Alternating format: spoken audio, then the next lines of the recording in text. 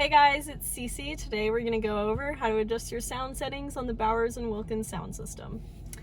So the first thing that we're going to do is get some music going. So we're going to play some music that we normally listen to, so that way we can adjust the settings for that. And we're going to go over here to sound settings, sound profiles. We're going to start up at the top over here. So we're going to start at studio. What studio sounds like is kind of like you're listening to headphones. You know, it's going to come through the front a little bit more, and it's going to be a really clean sound.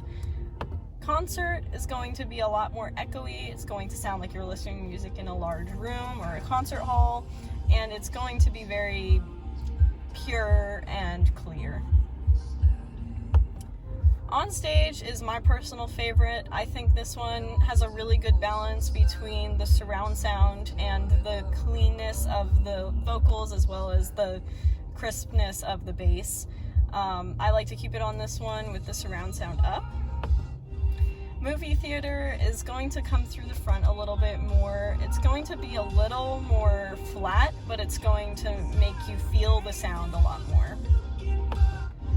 Lounge is directed towards passengers in the rear seat, so that way they get a little bit more of an immersive experience, even though they're in the rear seats.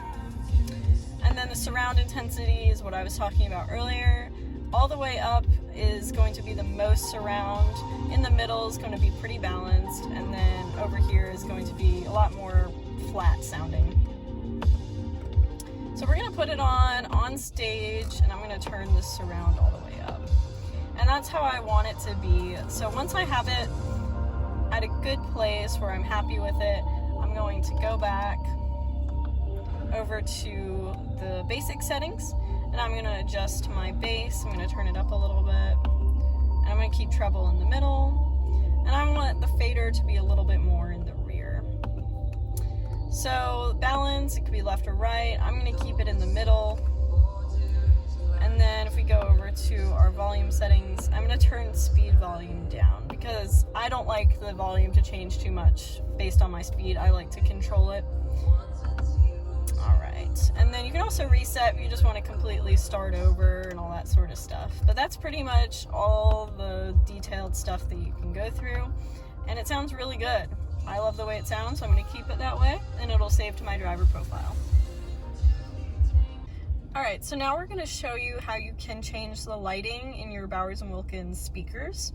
So the first thing that you're going to do is go into Car, and you're going to go into your settings.